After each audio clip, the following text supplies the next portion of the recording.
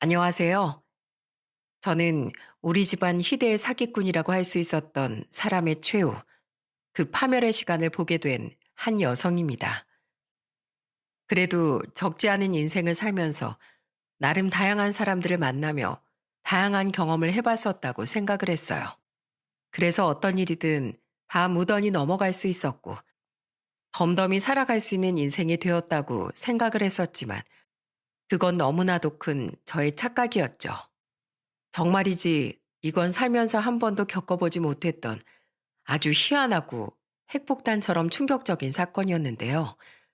그 얘기는 저 혼자만 알고 있기 아까워 여기 사연투브에 이야기하고 싶어서 이렇게 적어보게 되었습니다. 저는 결혼을 좀 일찍 한 편이었습니다. 남편도 일찍 만났고 결혼도 일찍 한 탓에 아이도 일찍 낳았죠. 첫째를 23살에 낳았으니 지금으로 치면 거의 아기가 아기를 낳은 거나 다름없다고 볼 수 있겠네요. 자녀는 모두 3명을 낳았는데 아들 둘에 딸 하나로 자식 농사 남부럽지 않게 잘 지으며 살았다고 자부할 수 있었습니다. 아이들은 착했고 순했어요. 특히나 그 중에서도 우리 첫째 놈이 가장 순했죠. 제 아들은 남편을 많이 닮았는데 첫째라 그런지 몰라도 맨날 자기 동생들한테 져주면서도 억울하단 소리 한 번을 안 했던 아이였습니다. 그러니 저도 첫째가 얼마나 더 마음이 쓰였겠습니까? 우리 아들이 속이 얼마나 깊었냐면 남편이 택시 운전을 혼자 하면서 우리 자식들 3명을 다 키웠는데 우리 아들이 그런 아버지 모습이 안쓰럽다며 고등학교를 졸업하자마자 기술을 배우고서 자격증을 따더니 대기업 자동차 생산직에 들어가더라고요. 제 아들이지만 정말 자랑스러웠습니다. 저는 남편 만나 평생 주부만 했던 사람이었기에 잘 몰랐는데 대기업 자동차 생산직이 정말 돈을 많이 벌더라고요. 근데 제 아들 녀석은 그걸로 우리들 용돈 주고 자기 동생들 대학 보내는데 보태고 용돈 주고 하는데 다 썼습니다. 한 번은 이 녀석이 월급을 받아서는 자기 아버지 택시를 탁 바꿔주는데 솔직히 말해 그게 고마운 게 아니라 미안하고 안쓰럽더군요. 그래서 말했었죠. 예, 정덕아, 너 돈 벌어서 왜 우리한테 다 쓰니? 그러지 말어. 네가 벌어 너한테 써야지. 왜 죄다 나나 네 아빠한테 쓰고 동생들한테만 쓰고 그래? 너 얼마 전에도 신발을 보니까 다 해졌더라. 네 신발 사 입고 옷 사 입지 왜 그래? 어머니, 저한테는 우리 가족들한테 돈 쓰는 게 저한테 쓰는 거나 마찬가지예요. 내가 나한테 돈 쓴 이유는 돈 버는 보람을 느끼고 재미를 느끼려는 거잖아요. 저는 우리 가족들한테 돈 쓸 때 그런 걸 다 느껴요. 그래서 어머니, 아버지, 그리고 동생들한테 쓰는 것만으로도 충분해요. 아이고, 이 착한 거. 아들아, 착한 것도 좋지만 그래도 때로는 널 위한 삶도 살아라. 너무 우리만 챙기지 말고. 그래야 이 엄마한테도 효도하는 거야. 부모는 그래. 부모는 말이야. 자식들이 나한테 잘하는 것도 너무 좋지만 내 자식이 행복하게 잘 사는 모습을 봐야 진짜로 기쁘거든. 그러니까 앞으론 나한테만큼은 돈 쓰지 말고 네가 행복하게 잘 사는 모습을 보여줘. 알았지? 네, 어머니. 근데 저 지금 진짜로 너무 행복하니까 걱정하지 마세요. 이렇게 제 아들은 속이 깊은 놈이었습니다. 그런 놈이 나이가 들면서도 결혼 생각이 영 없는 것 같아서 마음이 쓰였죠. 그래서 제가 일부러 선자리도 알아보고 심지어는 결혼 정보 업체까지 가서 아들을 등록시키려고 했었어요. 근데 아들 녀석이 계속해서 거부를 하더라고요. 사람 마음을 억지로 할 수 있는 것도 아니라 저는 그대로 아들을 둘 수밖에 없었습니다. 근데 한창 연애도 안 해서 근심을 주던 애가 갑자기 결혼을 하겠다고 한 여자를 데리고 왔더라고요. 주변에서 아들이 연애를 할 생각도 없어 보이니까 억지로 소개팅을 시킨 모양이었는데 거기에서 다행히 여자가 마음에 들었던 것 같아요.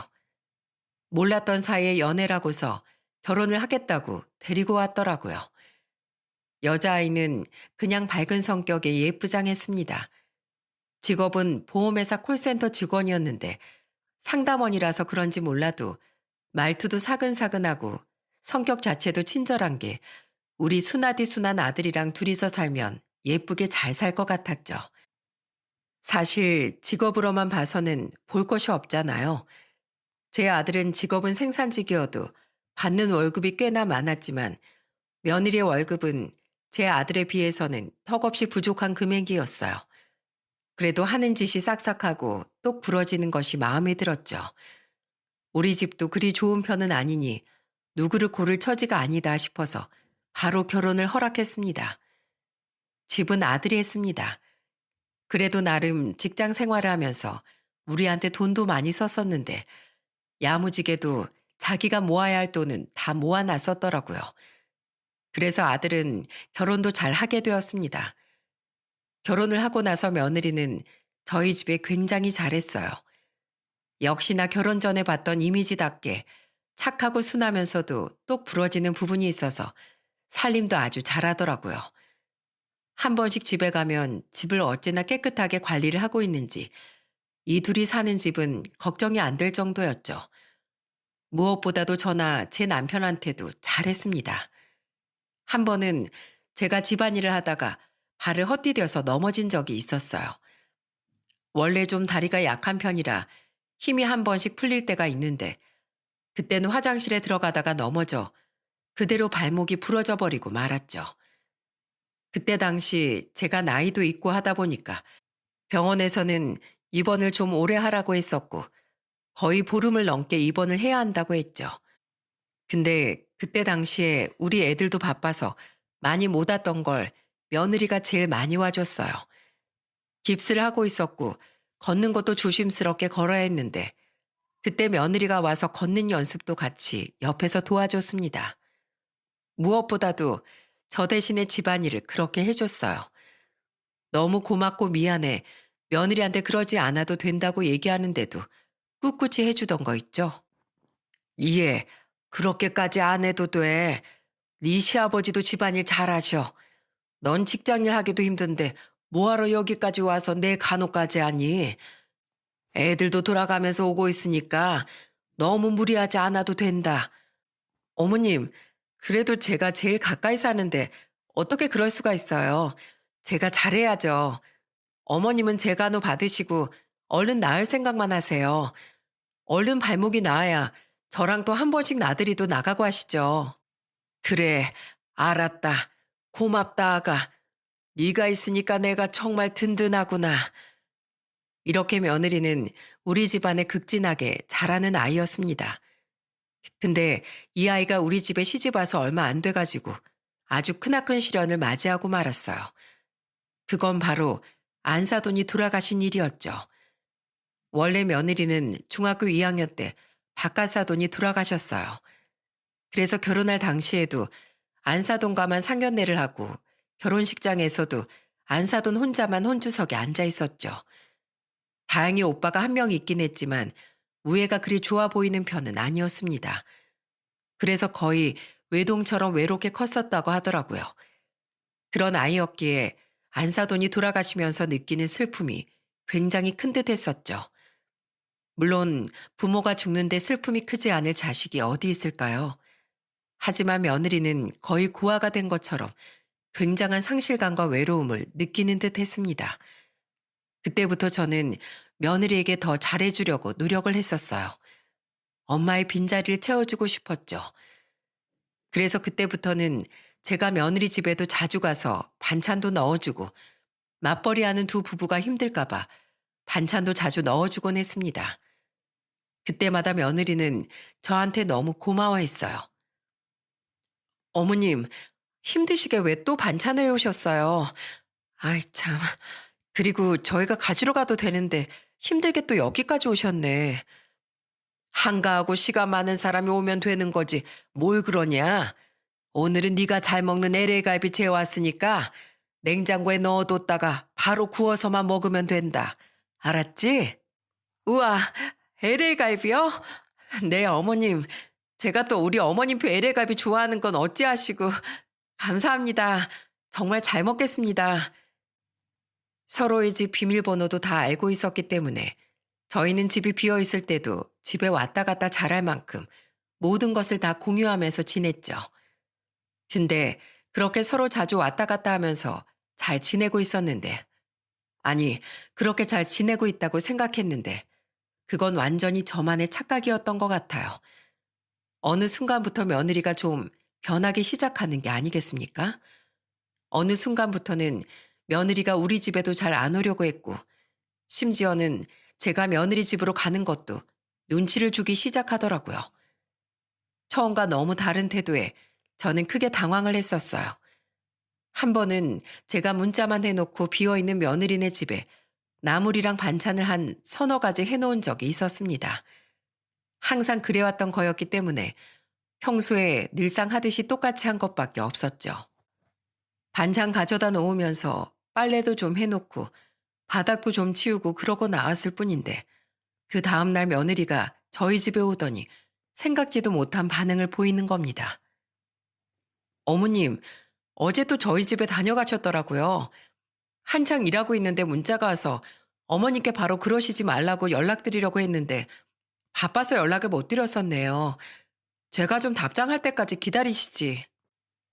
처음에는 이런 식으로 눈치를 주길래 아차 싶더라고요.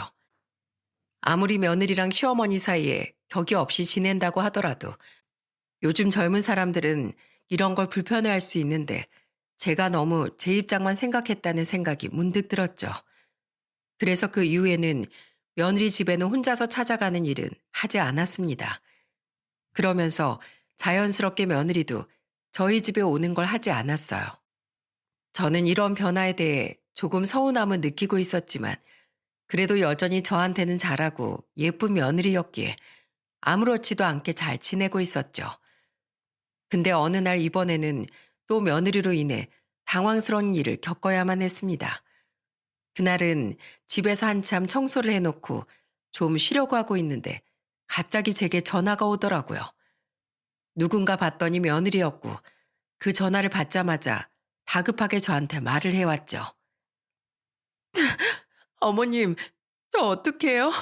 지금 좀 저한테 와주실 수 있으세요? 여기 지금 어머님 댁 근처인데 제가 실수로 앞차를 박아서 사고가 좀 났어요. 근데 남편 한창 일할 시간이라 연락이 안 되는데 어머님이 좀 대신 와주시면 안 돼요? 저 지금 너무 무섭고 당황스러워요. 뭐? 사고가 났어? 아니 어쩌다가 여기까지 와서 사고가 다 났어? 너도 지금 원래 일할 시간 아니냐? 무슨 일이길래 여기까지 온 거야?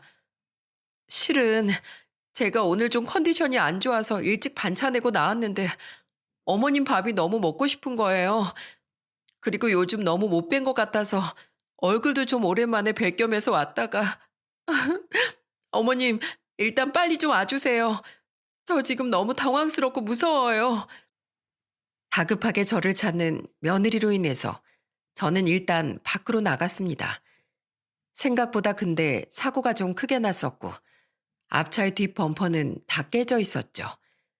근데 문제는 보험 처리만 해주면 다 끝날 문제가 그 앞차의 주인으로 인해 난리가 났다는 거였죠. 제가 현장으로 찾았을 당시에도 이미 있는 대로 화가 나서 그 주변을 다 깽판을 쳐놓은 상황이었고, 여전히 며느리를 향해 삿대질을 하며 화를 내고 있더라고요. 그래서 제가 얼른 가서 수습을 하기 시작했죠. 아이고 사장님, 무슨 일이세요? 제가 이 아이 시엠이 됩니다. 보아하니 제 며느리가 실수로 차를 박은 것 같은데 사과드립니다. 근데 단순한 실수였고 보상은 제대로 할 테니 보험 처리하시고 조용히 지나가 주세요. 뭐? 아이 할망구가 집에나 처박혀 있지. 왜 나와서 사람 속을 뒤집어? 안 그래도 산지 얼마 안 된 차 망가져서 기분 더러운데. 이봐 할머니, 실수를 했어도 지금 차가 이 지경이 됐는데 나보고 그냥 넘어가라고? 난 절대로 그냥 못 넘어가. 이 차 수리비 전부 다 내가 청구할 거고, 지금 나 몸도 아픈 것 같아. 벌써부터 온몸이 다 쑤신다고. 나 바로 입원해서 치료비까지 제대로 청구할 거니까 제대로 보상해야 할 거야. 그 남자는 막무가내로 화를 냈어요. 덕분에 주변에서 사람들이 다 말릴 정도였는데 이 사람은 꼼짝도 안 하더라고요. 저도 힘없고 늙은 노인이라 더 손을 못 쓰고 알았다고 하고서 겨우 진정시켜 며느리를 그 자리에서 일단 데리고 나오는데 성공할 수 있었습니다. 근데 실제로 그 사람이 하는 말들이 거짓말은 아니었는지 정말로 말도 안 되는 자동차 수리비에 병원비를 내놓으라고 청구가 날라왔더라고요. 근데 보험회사 쪽에서도 어떻게 손을 댈 수 없을 만큼 줘야 하는 부분들이 확고해서 줘야 할 것 같다고 이야기를 했죠. 이 모든 사실을 알게 된 아들은 화가 나서는 그냥 당할 수는 없으니 소송을 걸자고 했지만 며느리는 소송이 더 힘들고 돈도 드는 데다 그 끔찍한 사람을 다시는 마주치고 싶지 않다고 애원을 해서 결국 아들이 결혼 후에 모아놓았던 돈에서 그 깽값을 다 물어줘야 했어요. 물론 며느리도 돈을 같이 모으긴 했지만 처음에 말했다시피 며느리는 제 아들에 비해서는 버는 돈이 그리 많지 않아 거의 제 아들 돈으로만 돈이 모아졌다고 볼 수 있었습니다. 그때 물어줘야 했던 금액만 거의 1,000만 원이 다 되어 갔었죠. 사실 그 상대편 차가 외제차이기도 했는데 상대편은 범퍼만 간 게 아니라 그 범퍼 외에도 다른 부분들을 같이 문제를 삼으면서 수리비를 청구했고 거기에 합의금, 치료비 등등 정말 들어가야 할 돈이 어마어마했었죠. 또 무엇보다 치료비에서도 원래 건강상 있어 보였던 문제들까지 다 걸고 넘어지니 치료비가 만만치 않게 나올 수밖에 없었던 거였어요. 저는 그 돈을 그렇게 다 내줄 수는 없다는 생각이 들었고 택시 운전 오래 한 제 남편 역시도 그건 얼토당토 않는 금액이라고 말을 했지만 그쪽에서는 아예 변호사까지 다 대동해서 그 금액들을 다 요구했기 때문에 법으로는 깔 수가 없었습니다. 그러니 아들은 그걸 다 내줄 수밖에 없었던 거죠. 참 걸려도 제대로 잘못 걸렸구나 싶었지만 우선은 해결은 되었기에 그때는 그렇게 잘 넘어갈 수 있었어요. 하지만 문제는 그 다음부터였습니다. 어느 날부턴가 며느리는 점점 더 저희 집에 오는 횟수가 줄어들었고 저는 그때 눈치를 받은 이후로는 아예 찾아가지도 않고 있었어요. 그래서 매번 며느리한테 반찬을 가지고 가라고 했는데 한 번은 저한테 이러는 겁니다. 어머님, 제가 바빠서 그러는데 그거 그냥 어머님네 두시고 드세요. 솔직히 요즘 저 여유도 없는데 그 반찬 몇 개 가지러 어머님 댁에 들르는 것도 힘들어요. 남편도 그냥 알아서 제가 밥 챙겨주고 있으니까 이번엔 그냥 안 갈게요. 라고 말해 얼마나 제가 당황을 했는지 모릅니다. 근데 그때까지만 해도 참았습니다. 내가 베푸는 친절이 상대방한테는 불편할 수 있는 거라 그것까지도 기분은 나빴지만 참았어요. 근데 점점 더 가면 갈수록 며느리는 가관이었죠. 며느리가 변했다는 사실은 저만 느낀 게 아니었는지 어느 날 아들이 심각한 상태로 고민 상담을 해오더라고요. 엄마, 요즘 집사람이 좀 이상해졌어요. 요즘 그 사람 일 다니면서 다른 일 좀 해보고 싶다면서 일 배우러 다니고 있거든요.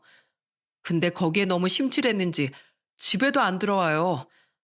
내가 그러면 안 되는데 좀 의심스러워서 쉬는 날에 아내 미행을 해봤는데 다행히도 일 배우느라 돌아다니는 거 맞긴 한 것 같더라고요.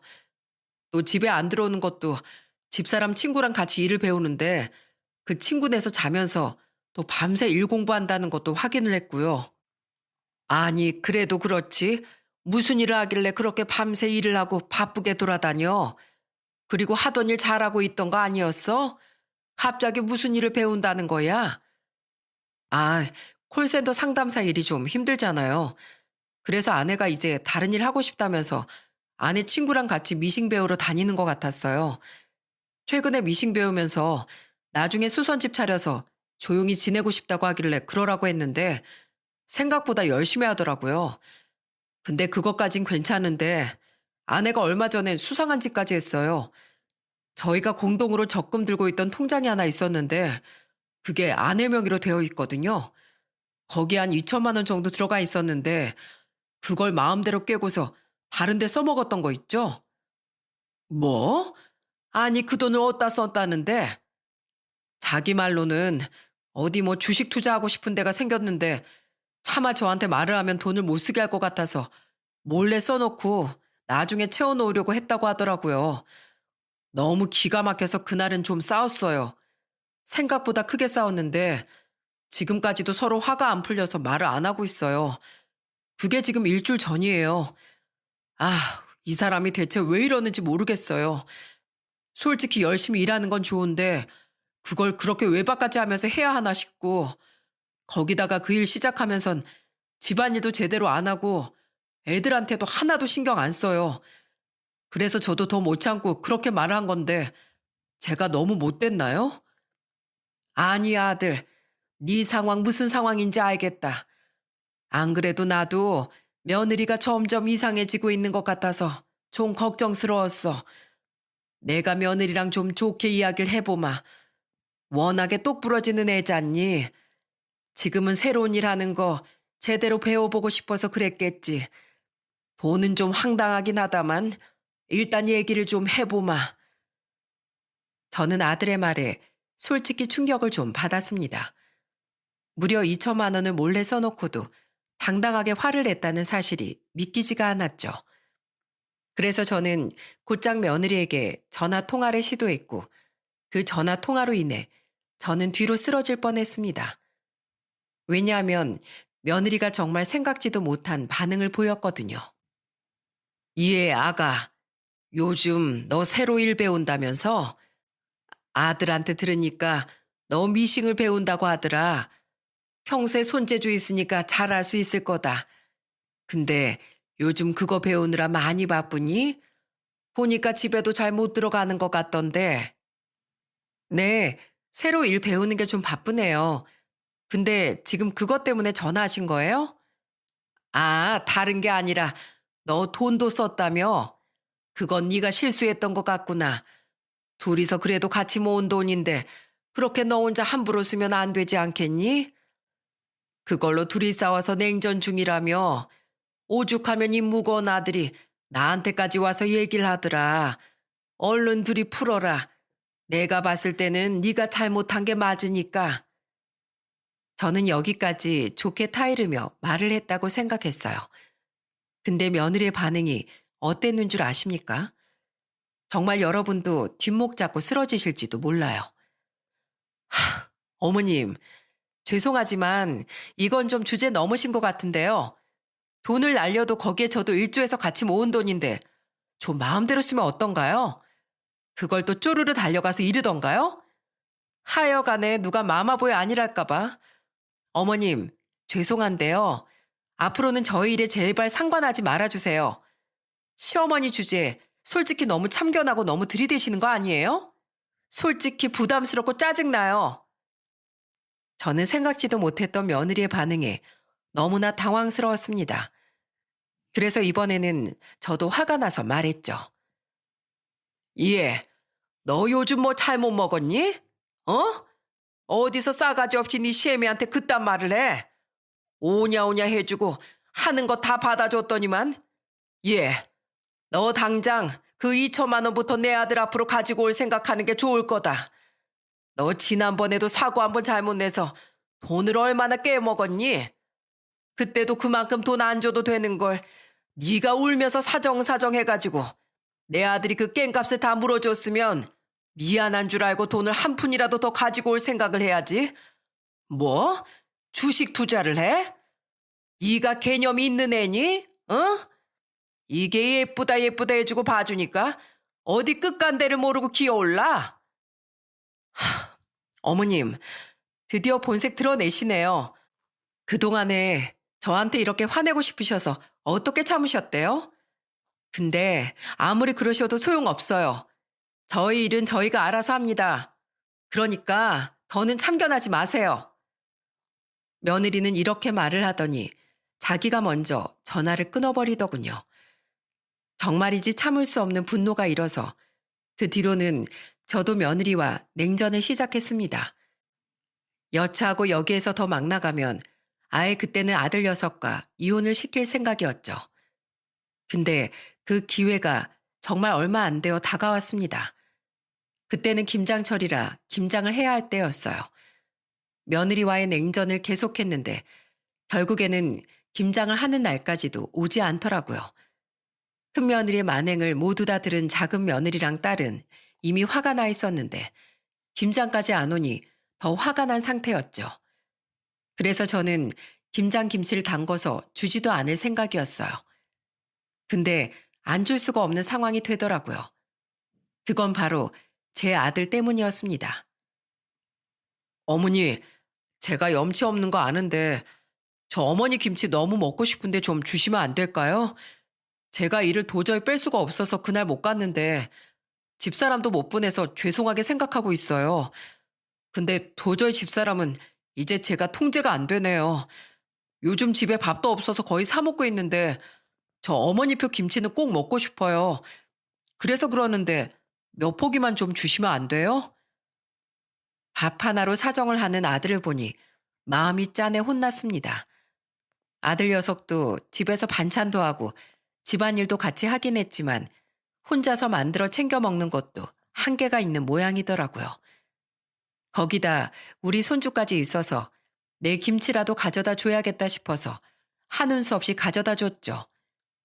그것도 아들한테 가지고 가라고 하고 싶었는데 한동안 야간 작업을 해야 할 것 같다고 하길래 어쩔 수 없이 제가 가져다 줄 수밖에 없었어요. 며느리하고는 연락도 하고 싶지 않아서 둘 다 출근하고 없을 시간에 며느리한테는 김치 놓고 가겠다고 문자만 해놓고서는 아들네 집으로 갔죠. 비밀번호는 알고 있었기에 문을 열고 들어갔는데 당연히 집안에는 아무도 없었습니다. 그러니 저는 둘 다 직장에 있는 줄만 알았죠.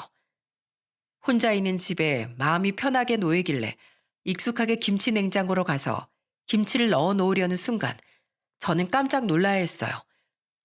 왜냐하면 아무도 없다고 생각했던 집 화장실에서 누군가 깔깔거리며 웃는 소리가 들렸거든요. 자세히 들어보니 그건 며느리의 목소리였습니다. 회사에 있어야 할 사람이 집에 있는 것도 의문이었지만 그것보다도 통화 소리에 더 큰 의문을 가질 수밖에 없었죠. 왜냐하면 며느리가 막 있는 애교 없는 애교를 다 떨면서 제 아들이 아닌 다른 남자랑 통화를 하는 것처럼 들렸거든요. 그래서 저는 조용히 몰래 그 대화를 엿들었습니다. 며느리는 집에 혼자 있다고 생각을 해서 스피커폰으로 통화를 하고 있었기에 상대방의 목소리도 다 들렸고 그로 인해서 그 통화 상대가 제 아들이 아니라는 사실은 분명하게 알 수 있었죠. 그리고 자세히 들어본 결과 경악스럽게도 며느리는 바람을 피고 있던 거였습니다. 근데 그것도 충분히 충격적인데 그 뒷말이 더 저를 무너지게 만들었어요. 자기야, 오늘 우리 남편 안 들어온대. 그러니까 8시까지 와. 내가 옷 예쁘게 입고 기다리고 있을 테니까 얼른 보고 싶다 우리 자기. 그 말을 듣는 순간 저는 돌아버리는 줄 알았습니다. 하늘 무서운 줄 모르고 상간남을 이 집까지 끌어들이려는 며느리를 용서할 수가 없었어요. 그래서 저는 바로 현장을 덮쳐버렸습니다. 열이 받아 화장실 문을 확 열어 제낀 순간 눈앞에 보이는 며느리 행색에 대해서도 저는 깜짝 놀라고 말았습니다.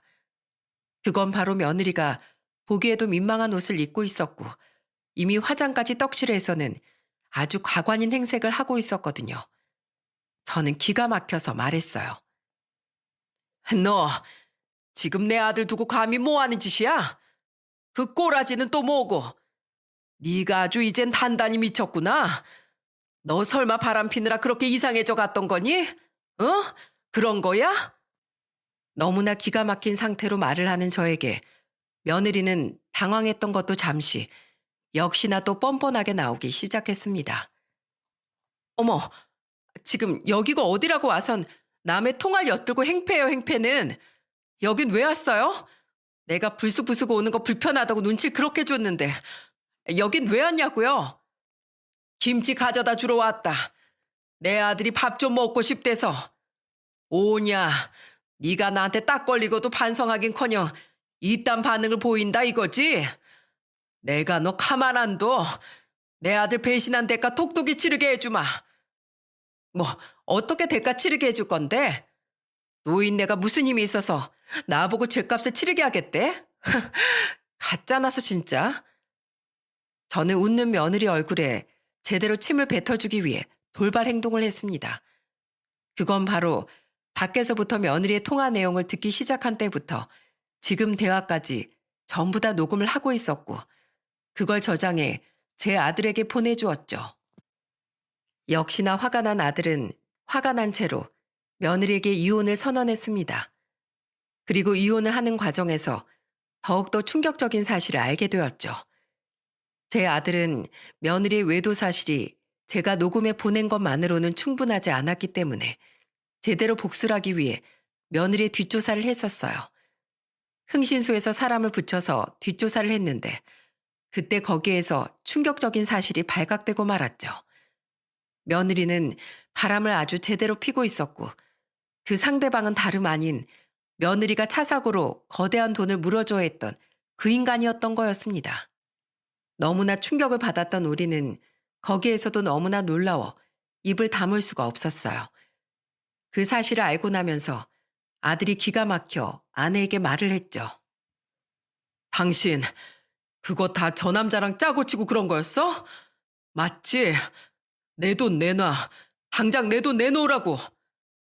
참나, 이제 와서 뭘 어쩔 건데. 그거 법적으로 우리한테 내놓아도 하등 문제없는 거였고 보험 처리된 걸로 끝내야지. 그걸 또 치사하게 다시 내놓으라고 하니? 야, 이 쫌팽아.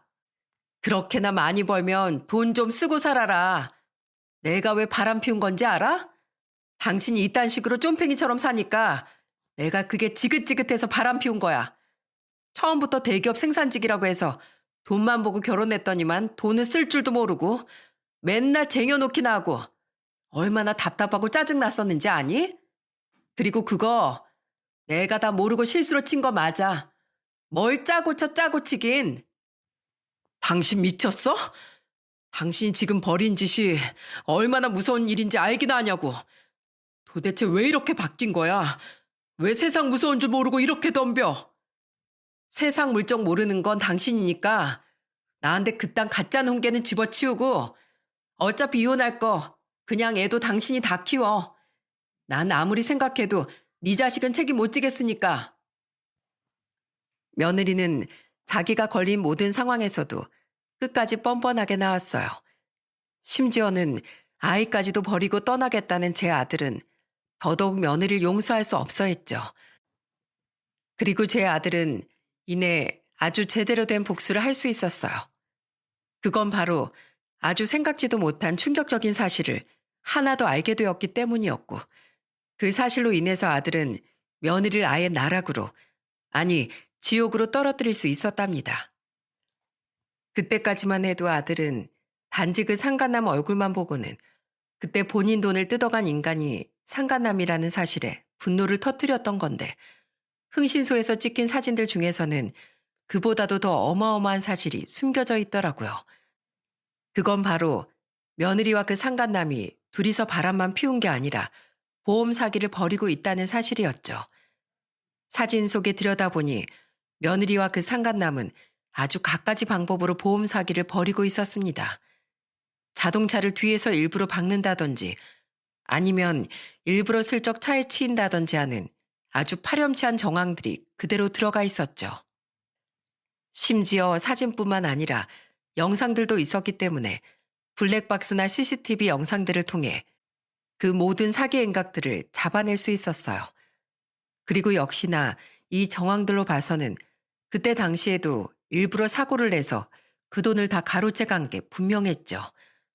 거기다가 그게 법적으로도 걸리지 않고 가능했던 이유는 며느리도 보험회사 콜센터를 하면서 보험 법률에 대해 빠삭하게 잘 알고 있었고, 그 상간남은 같은 보험회사 영업직 직원이었기 때문에 둘이서 충분히 잔머리를 짜내 그 어마무시한 사기 행각을 벌일 수 있었던 거였죠.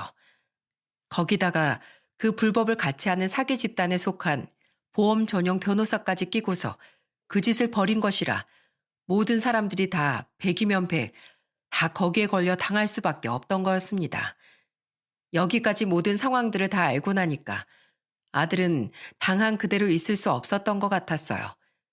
그래서 온 가족들을 모아서 회의를 해 복수를 하기로 결심했고, 우리는 곧장 그 며느리네 회사로 찾아갔습니다. 회사 앞에서 우리는 시위를 하기 시작했죠. 우리는 그 앞에서 며느리가 상간남과 바람피는 현장, 사기 행각을 벌이는 그 모든 증거들을 피켓으로 만들어 시위를 했어요. 사기꾼 불륜 커플, 보험 사기단을 고발합니다. 남편 등쳐먹고 상간남이랑 짜고 치는 고스톱으로 보험 사기를 벌인 인간이 여기 콜센터 직원입니다. 장땡땡, 윤땡땡 두 사람은 보아라. 법의 심판이 너희를 기다리고 있다. 저희는 일부러 명예훼손으로 걸릴까봐 이름을 전부 다 거론하진 않았지만 그 뒤에 실루엣 사진을 올린 것만으로도 이 회사 직원들이라면 누구나도 다 알 수 있었습니다. 그리고 우리는 두 번 다시는 이들이 보험 사기를 치지 못하게 하기 위해 내린 시위였기 때문에 문제될 것들이 없었죠. 그렇게 시위를 하니 사람들은 점점 모여들어왔고 이 직원 사람들도 난리가 난 듯 했습니다. 우리는 거기에서 그치지 않고 아예 건물 안으로 들어가 직원들을 대상으로도 우리가 들고 있던 모든 것들을 다 보여주기 시작했어요. 역시나 그 자리에 있었던 며느리는 달려나와 깜짝 놀라더라고요. 이게 무슨 짓이야? 여기서 웬 행패냐고. 당장 안 나가? 당장 나가요. 누구세요? 설마 이 피켓 사진 속 주인공? 아니, 난 누구라고 말도 안 했는데 본인이 알아서 이렇게 나와주시네. 여러분, 여기 있는 이 사람이 이 사진 속의 여자가 자기인 걸 스스로 공개하네요. 조심하십시오. 이 사람 아주 무서운 사람이에요. 언제 당신들 뒤통수 치고 보험 사기로 돈 뜯어갈지 모르는 여자라고요. 다들 조심하셔야 합니다. 나가라고. 당장 나가. 사기 행위가 너무나 중대하고 무거워서 이 둘은 죗값도 역시나 무겁게 치를 수밖에 없었어요. 심지어는 이 둘뿐만 아니라 아까도 이야기해줬던 것처럼 사기 집단이 따로 있어 변호사나 그 뒤를 도와주는 사람들이 있었는데 그 사람들까지 다 싹 잡혀 들어가면서 정말 희대의 보험 사기단을 잡아낸 엄청난 사건이 되었죠. 그걸로 인해서 며느리는 합의금에 피해자들 보상액을 책임지게 생기니 그제서야 우리한테 와서 무릎을 꿇고 싹싹 빌더라고요. 여보, 어머님, 제가 잘못했습니다. 돈에 제가 좀 미쳤었어요. 어머님 아시잖아요. 제가 아빠 일찍 돌아가시고 엄마가 혼자 저랑 오빠 키우면서 얼마나 고생 많이 했었는지요. 오빠라는 놈은 형제고 뭐고 나 몰라라 사는 놈이라 없는 인간이라고 치면서 살았고 엄마 돌아가시고 나선 저 정말 외로웠어요. 그래서 그거 풀어내는 방법이 돈밖에 없었어요. 돈 쓰면 행복했고 돈 쓰면 제 외로움이 다 채워지고 해소되는 것 같았어요. 그래서 그랬어요. 죄송합니다. 정말 잘못했어요. 그러니까 저 한 번만 용서해 주세요. 합의 부탁드릴게요. 그리고 염치 없지만 저 좀 다시 받아주세요. 저 이대로 간판 갔다가 나오면 인생 끝나요. 인생 완전히 망해버린다고요.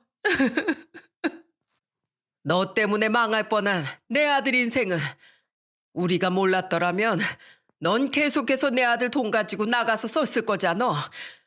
거기다가 바람까지 피운 주제에 뭐? 외로워서 돈으로 해소를 해? 양심이 없어도 정도껏 없어야지. 너는 그냥 돈이 좋았고 돈을 펑펑 쓰고 싶었던 것뿐이잖아. 어디서 가짜는 동정심을 유발하고 있어? 넌 거기에서 평생 썩어도 모자라. 이미 내 아들을 배신하고 우리 가족들을 기만한 것부터가 망한 인생으로 들어가는 길목이었다는 걸 왜 모르냐. 네 인생 네 스스로가 망친 거야. 그러니까 우리 보고 수습해달라고 말고 네가 알아서 책임져. 그래, 어머니 말씀이 100번 1000번 맞아. 당신한테 속아서 산 내가 너무 불쌍하고 한심해. 근데 이제라도 알았으니 됐지. 당신 같은 사기꾼한테 속아서 살 뻔한 걸 네 어리석음에 이렇게 제대로 알고서 벗어나게 해줘서 아주 고맙다. 다신 우리 보지 말자. 안 돼. 여보 안 돼. 가지 마. 가지 마, 여보. 나 버리고 네가 얼마나 행복할 것 같은데. 당신 나 만나기 전에는 누구도 못 만나고 있었잖아. 그런 당신을 내가 구제해 줬었다는 거 왜 몰라? 나도 당신한테 희생했던 거야. 나도 참고 희생한 거라고. 그러니까 당장 당신도 나를 위해서 희생해. 희생하라고. 급기야는 뻔뻔하게 말하는 며느리 보면서 아들은 더더욱 기가 차서 말했어요. 뭐? 희생? 날 구제해줘? 웃기지 마. 당신은 그저 내 돈이 좋아서 나한테 온 것뿐이었잖아. 다 밝혀진 것 가지고 비굴하게 어디서 감히 희생한 척이야? 당신 아직도 정신을 못 차렸네. 이봐, 난 당신 말고도 연애하자, 결혼하자던 사람 깔렸던 사람이었어. 오히려 내가 선택해준 것에 감사해야지. 어디서 적반하장으로 나오고 있어? 닥치고 꺼져. 그리고 죗값 톡톡히 받아. 여보, 알았어. 내가 미안해. 내가 말실수했다. 미안해. 제발 나 용서해줘. 어? 나 다시 돌아갈게. 우리는 끝까지 붙잡고 늘어진 며느리를 외면한 채로 그 자리를 피했습니다. 정말이지 마지막까지 꼴 보기 싫은지 정 떨어지는 짓만 하는 며느리를 보면서 우리는 혀를 끌끌 찰 수밖에 없었죠. 한 사람의 밑바닥과 최후를 이렇게 보게 되는 것이 참 씁쓸하면서도 무섭더군요. 인생을 살면서 처음 겪어보는 경험이었기에 더더욱 잊기 힘든 일들이었네요. 제 아들에게도 버림받고 죄까지 다 들통난 며느리는 결국에는 법으로도 용서를 받지 못하고 그 뒤로 그 사기 집단의 사람들과 나란히 교도소로 수감이 되어버렸습니다. 그 뒤로는 어떠한 소식도 들을 수가 없었어요. 일단 합의금도 마련하지 못했고 우리한테 돌려줄 돈들도 아무것도 마련하지 못했기에 형량은 꽤나 무겁게 내려진 걸로만 전해 들었을 뿐이었죠. 그리고는 다시는 소식을 알고 싶지도 않아서 우리는 빠르게 인연을 끊어버리려고 했어요. 그렇게 인생이 망가진 며느리는 당연히 제 아들에게 이혼도 당했습니다. 끝까지 이혼할 수 없다며 거부한 며느리로 인해서 이혼을 하는 게 꽤나 복잡하고 힘들었지만 끝내는 이혼을 하게 되었죠. 인생의 최대 나쁜 인간을 그렇게 무찔러 버리게 되니 시원하면서도 참 씁쓸하더라고요. 그 이후로는 우리 가족 모두 다 한동안은 힘들고 어려운 시간을 보내야만 했습니다. 특히나 저희 아들이 힘든 시간을 보내야 했고 우리 가족 모두는 아들을 위로하는 데 총력을 다했습니다. 그 노력에 아들도 조금씩 힘을 내주더라고요. 그것만큼 고마운 일이 또 없었습니다. 며느리와 이혼한 이후로 아들은 두 손주들을 홀로 키우면서 지내고 있었어요. 근데 남자 혼자 애 2명을 키우는 게 많이 힘들고 벅찬 것 같더군요. 그래서 더 고민도 안 하고 저와 남편은 합가를 하자고 했고 얼마 전부터는 우리와 같이 살면서 제가 두 손주들을 돌봐주면서 지내고 있는 중이에요. 두 손주는 그래도 꼴에 자기 엄마라면서 엄마 어디 있냐고 찾는데 그 모습을 보면서 얼마나 마음이 아팠는지 모릅니다.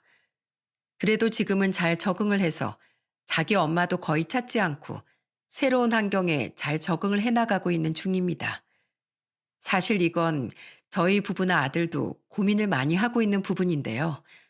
아이들한테는 아직 전 며느리가 감방에 갔다고 말을 하지 못했어요. 애들한테는 이 사실이 너무나 충격적일 것이기 때문에 쉽사리 말을 하지 못하겠더라고요. 지금은 멀리 돈 벌러 갔다고만 설명을 했는데 아이들이 조금만 더 크면 언젠가 이 모든 진실을 다 이야기해줘야겠죠.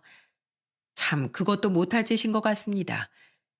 제 아들은 실연의 아픔과 부모인 우리가 그 아픔을 같이 겪으면서 한동안은 많이 미안해하면서 힘들어했었지만 그 모습을 보는 게 마음이 아파 더 아들한테 잘해주려고 노력했더니 저희 부부의 노력을 느낀 아들은 조금씩 일어서더라고요. 그전에는 거의 웃지도 않았는데 지금은 웃으면서 너무나 잘 지내고 있는 중이랍니다. 회사 일도 여전히 잘하고 있어요. 저는 요즘 두 손주들을 키우는 재미에 푹 빠져서 또 하루하루를 재미나게 보내고 있어요. 아직은 어린 아이들이기 때문에 제가 챙겨줘야 할 게 많아서 체력적으로 좀 힘들 때도 있지만 그래도 우리 손주들 재롱 한 번씩 보면 얼마나 기분이 좋아지는지 모른답니다. 우리 자식들 키울 때랑은 또 다른 느낌이라서 새로운 경험을 쌓는다 생각하며 지내고 있네요. 여러분, 사람은 자기 분수를 알아야 하는 것 같아요. 분수에 맞지 않고 욕심 부리면서 살면 반드시 탈이 나게 되는 것 같습니다. 저의 전 며느리는 그냥 있는 것에 감사하고 만족하며 살았더라면 아마 감방까지 가게 되는 흑역사는 만들지 않았을지 몰라요. 하지만 넘지 말아야 할 선까지 넘으면서 며느리는 욕심을 크게 냈고 결국에는 최후가 이렇게 나쁘게 막을 내리고 말았네요. 제가 사연을 쓴 이유는 제 사연 속 며느리처럼 자기 분수를 알면서 살자는 이야기를 하고 싶어서 쓰게 되었어요. 이 늙은이가 인생을 살아갈 날보다 산 날이 더 많은 세월을 보내게 되면서 얻은 큰 깨달음이 있습니다. 저도 지금까지 욕심도 부리지 않고 있는 것에 만족하면서 살려고 노력했던 사람이었기에 이번에 제가 겪었던 이 모든 일들이 더 뼈저리게 와닿게 되었어요. 여러분들은 어떻게 들으셨나요? 여러분, 제가 오늘 말씀드린 것처럼 지금 주머니에 10,000원이 있나요? 그럼 1,000원이 아니라 10,000원이 있음에 감사하고 만족하면서 살았으면 좋겠습니다. 혹시나 1,000원이 아니고 500원이 있나요? 그것도 없는 것보다 나으니 된 거 아니겠습니까? 누가 그러더라고요. 주어진 것에 감사하고 있으면 더 큰 감사거리들이 찾아온다고요. 저는 이 이치를 이제 알았기 때문에 주어진 것에 제 손에 쥐어진 것에 감사하며 살아가려고 합니다.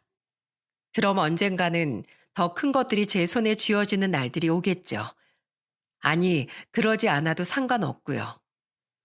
그러니 부디 여러분들도 없는 것에 신경 쓰기보다는 있는 것에 집중하면서 걱정이 아닌 욕심이 아닌 행복을 따라 사시기를 바라겠습니다. 이 늙은이 사연 들어주셔서 정말 감사합니다.